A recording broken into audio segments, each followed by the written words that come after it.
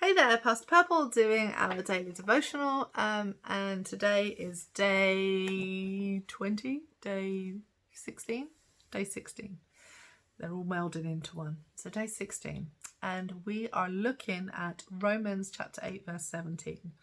I'm going to pre-warn you that Romans is a very difficult book in the Bible, though many people think it's simple.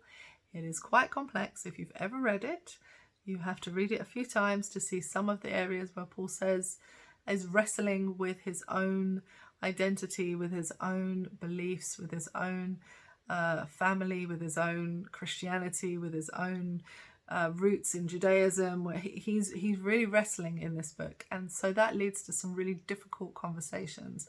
And Romans is a letter that is really filled with a lot of difficult subject matter and can be very difficult. So Romans 8 verse 17, remember I'm following a plan, so this has just come up today, and it says this: and if children, also heirs of God and co-heirs with Christ, if indeed we suffer with him, so that we may also be glorified with him. Now, if we're honest, this is a really pants verse for the day, because it's part of a sentence. It's part of a series that you need to read the whole thing to understand the verse. If you take this verse outside of its context, it can read really disturbingly.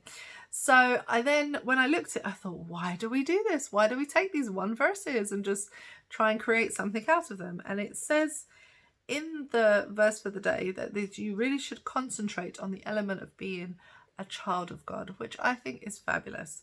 I think this is not a very good way of doing that, because I think the text is talking about something different. And I would challenge you to then read the whole surrounding text, because what he goes on to talk about is that he considers that the sufferings at this present time are going to pale in comparison to the glory that is to come when Jesus comes again and we live in the earth made new. That glory time, it really will make things make sense. It will make things better. You know, the suffering is temporary to what is a permanent situation. And that's a real challenge for us, especially at this COVID time. This is such a relevant message at a time when we are locked in our houses.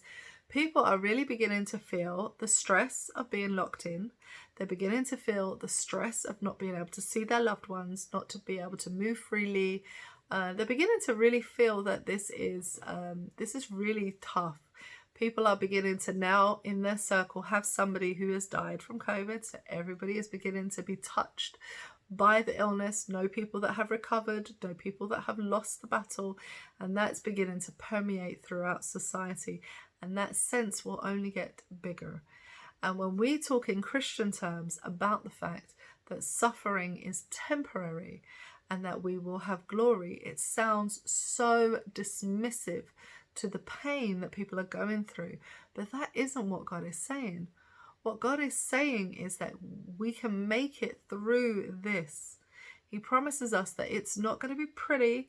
We're not promised a bed of roses. It's not all magically going to go away, but he will be with us through our suffering, because he is suffering. He is feeling the pain too, because it's awful what is happening to his children, because we are his children. And when our children suffer, we suffer in a different way, but we suffer too. And because of that, it's good to remember that this only lasts a time. But there are people who do not understand how to get the sense of timing, because COVID has no natural logical end until it's done. And, you know, there was a dip in the case numbers in a particular country. So they went down for the first time. And somebody asked the question, well, can we start to think about when we're going to end this lock-in situation? But what did the number go down from? 980 to 927. Now think about that.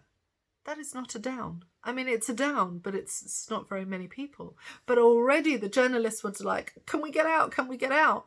How ridiculous is that thought? Because there are still 927 people who died, and there'll probably be 927 tomorrow. We're nowhere near the point at which we can then say, you know what? Everybody who's sick is now past the point of passing it on. They're either all locked up in hospital, or The people who have been sick are now healthy and are not going to be able to pass it on. So there is no more COVID in the atmosphere to be passed on and continuing to build up this case. Until we get to that point, we are locked in and we don't know the end of it.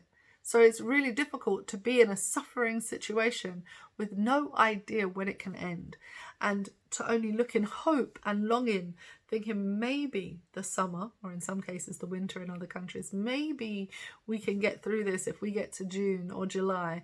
Maybe if the numbers drop enough by then, we can start to mix with other people again without being as distant, as separate, without living in isolation. We can start to do those things. But we don't know. And God is right there with us, holding our hand through the process, drawing close with the Comforter, helping us through that, saying it's okay because this is temporary and what is to come will be better. An earth remade is going to be amazing. To live without pain and suffering and isolation and death and despair and disease is going to be better. It will, but we have to get through this first. And to get through this, although it takes time, it is temporary. So what a powerful set of verses. But I think to use them properly, you need to really read the full context. Have a blessed and beautiful day. Bye-bye.